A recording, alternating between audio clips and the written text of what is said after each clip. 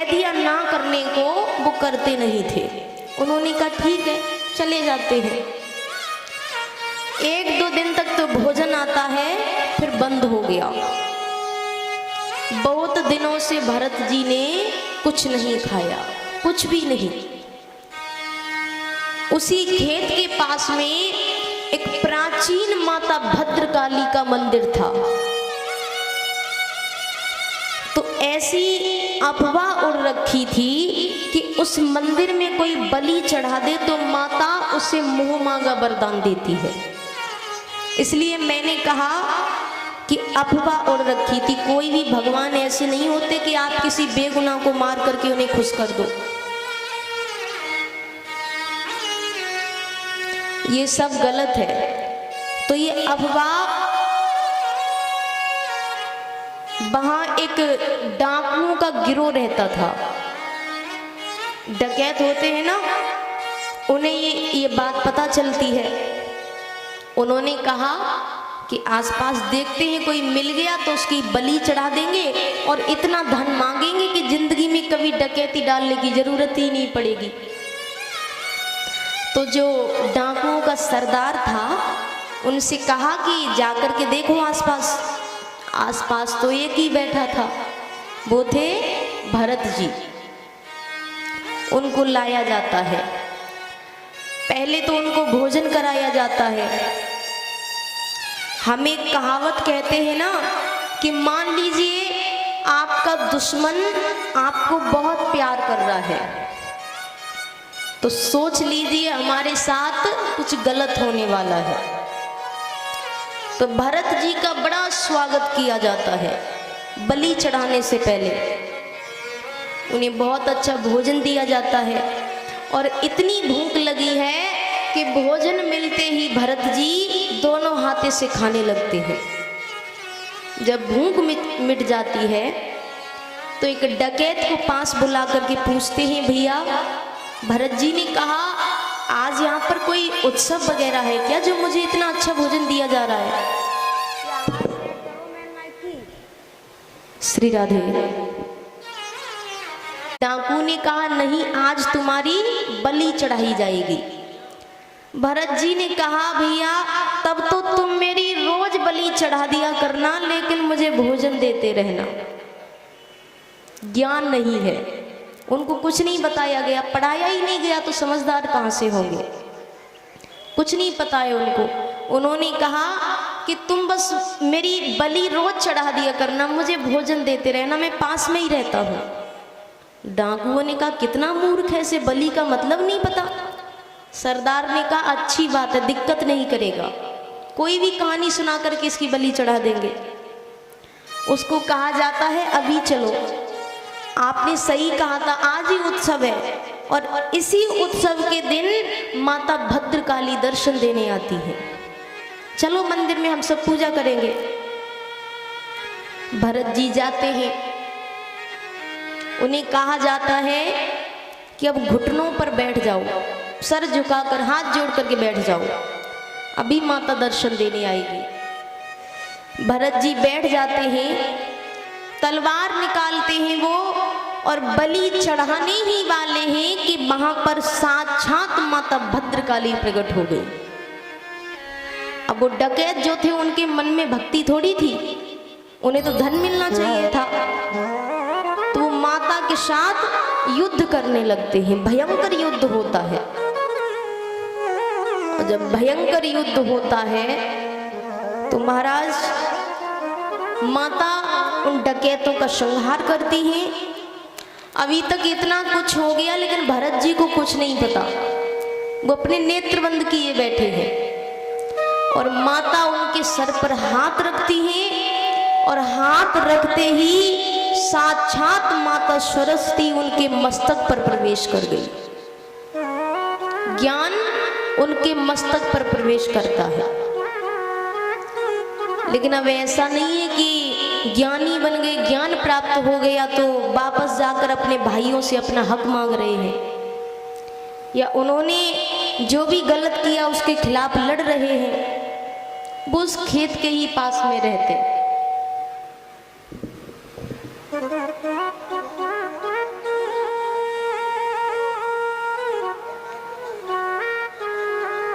अचानक चलते चलते कभी आगे कूद जाता है, कभी पीछे कूद जाता है, कभी इधर हो जाता है, कभी उधर हो जाता है, कभी हंसने लग जाता है तो कभी रोने लग जाता है। राजा ने कहा ये कैसी हरकत है? असलियत क्या थी? कई वर्ष बीत चुके थे, भरत जी को ऐसा लग रहा था कि मेरा अंत समय आने वाला है, और अंत समय कब आ जाए किसी को नहीं पता। तो वो चाहते थे कि अंत समय में मुझसे कोई पाप ना हो। तो वो रास्ते से चल रहे थे, तो रास्ते में कई कीड़े मकोड़े इत्यादि होते हैं, तो वो उनको बचाने के लिए कभी आगे कूद जाते, कभी पीछे कूद जाते, कभी इधर हो जाते, कभी उधर हो जाते, और बच जाए तो हंसने लग जाते, और गलती से कोई पैर के नीचे आ भी जाए तो रोने लग जाते। मेरे कारण किसी की मृत्यु हो गई। बाकियों को ये बात समझ नहीं आ रही थी, उनको लग रहा था कि अचानक से आगे कूद जाता है। पागली महसूस होगा ना जब कोई ऐसी हरकत करेगा तो महाराज ने कहा ठीक है, एक दो बार और देखते हैं, फिर मैं बात करता हूँ। ठीक है, फिर थोड़ी दूर चलते हैं, फिर सर में चोट लग रही है। राजा को क्रोध आता है, उन्होंने पालकी उतारी, तलवार निकाली और मारने लग जाते हैं। राजा कहते हैं तुम्हारे कारण एक राजा को चोट लग रही है, अगर मैं चाहूं तो तुम्हें मृत्यु दंड दे सकता हूं। भरत जी ने कहा काहे का मृत्यु दंड? तुम मेरे राजा नहीं, मैं तुम्हारी प्रजा नहीं, मैंने आपसे कुछ लिया नहीं, आपने अभी तक मुझे कुछ दिया नहीं, फिर किस हक से आप मुझे मार सकते हो? देखिए, हम ये सोचते हैं ना, भरत जी ने कभी किसी को आज तक जवाब नहीं दिया। आज मानो पहली बार उन्होंने किसी को जवाब दिया। क्यों दिया? भरत जी सोचते हैं कि अगर आज मैंने इसे सीख नहीं दी तो आगे चल कर के लोग इससे गलत नहीं पर मुझे गलत बोलेंगे। क्यों? देखिए, एक बात मानी जाती है कि अगर आप ज्ञानी के साथ रहते हैं तो आपको ज्ञान प्राप्त होगा, अगर वो सच्चा ज्ञानी है तो। कलाकार के साथ में रहोगे तो कला प्राप्त होगी, अगर वो अच्छा कलाकार है तो भरत जी जैसे ज्ञानी ने जिसे अपने कंधे पर बिठाया था, अगर वो भी नरक जाए तो व्यक्ति ज्ञानियों की संगत में रहेंगे ही क्यों? फिर ये हमारे युवा भाई यही कहेंगे ना कि भाई आपने भागवत में सुनाया था कि संगत अच्छी होनी चाहिए, कैसी भी संगत हो, जाना तो नरक में ही है, फिर अपनी हम मनचाही संगत में रहेंगे। तो भरत जी ने कहा कि आज जवाब देना जरूरी है। भरत जी ने उन्हें बहुत सी बातें समझाई। भरत जी कहते हैं कि जबकि राजा ने उन्हें नहीं बताया कि वो कहाँ जा रहे हैं, भरत जी ने कहा आप अपने गुरु कपिल मुनि से मिलने जा रहे हैं ना, गुरु के सामने अपना ऐश्वर्य मत दिखाओ, पालकी पर बैठ करके जा रहे हो, इतने सेवक जा रहे हैं, अस्त्र शस्त्र तलवार इत्यादि, हो सकता है वो आपसे नाराज हो जाएं।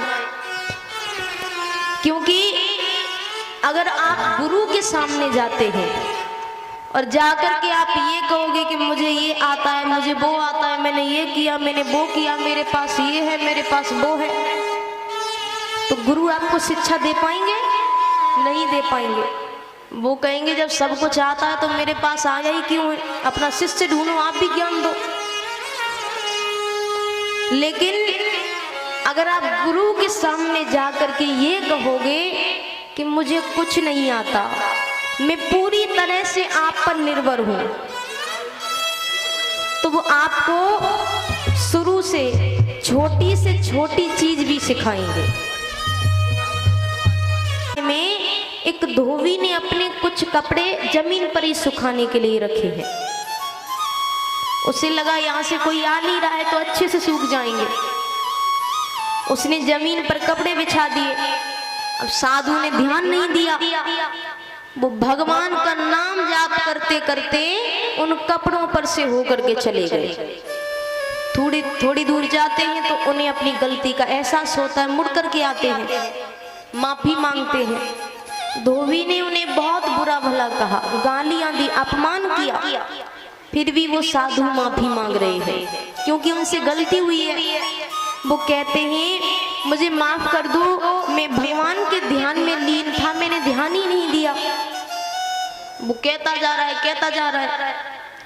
भगवान ऊपर बैठे बैठे सब देख रहे हैं। भगवान कहते हैं कि मेरा भक्त कुछ नहीं कह रहा, तो इसका मतलब उस धोबी को लग रहा है कि वो अकेला है। कुछ देर बाद धोबी ने एक लाठी उठाई और वो संत को मारने लग जाता है। संत को मारने लग जाता है तो भगवान तुरंत नीचे आ गए, तुरंत, थोड़ी सी भी देर नहीं की भगवान ने। अब भगवान का नीचे आना हुआ कि साधु की सहन शक्ति का जवाब देना हुआ। साधु ने बगल में से उठाई एक लाठी और वो लगा धोबी को मारने। भगवान तुरंत ऊपर चले गए। लक्ष्मी जी ने कहा आप तो भक्त की सहायता करने गए थे ना।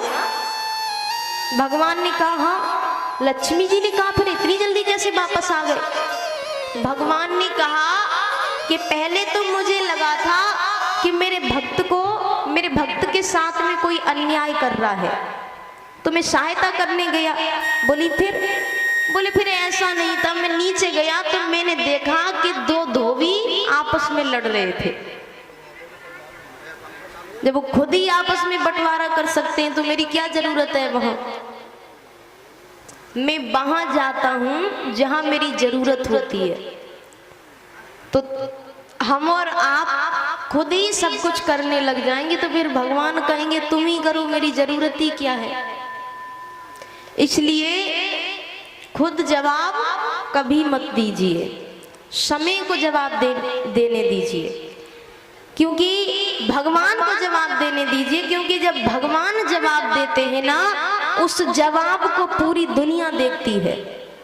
और हम और आप कहेंगे तो वो सुनकर दो चार बात कहकर के वो बात को दबा कर चले जाएंगे। तो महाराज इसलिए भगवान पर भरोसा रखिए। भगवान की भक्ति की राह में चलो तो दिक्कत तो आएगी ही। किसको दिक्कत नहीं आई? नरसिंह जी को नहीं आई, क्या मीराबाई को नहीं आई? भक्ति का अर्थ ये थोड़ी है कि दिक्कत नहीं आए, सब कुछ सही चले। बहुत दिक्कतें आएंगी, बहुत कुछ लोग कहेंगे, पर जवाब मत दो, भगवान को जवाब देने दो। वो अच्छा जवाब देते हैं, उन पर भरोसा रखिए। और भरोसा हो तो भगवान असंभव को भी संभव कर देते हैं। असंभव को जो आप सोच भी नहीं सकते। एक बहुत अच्छी घटना सुनाती हूं मैं आपको, एकदम सच्ची घटना। दिल्ली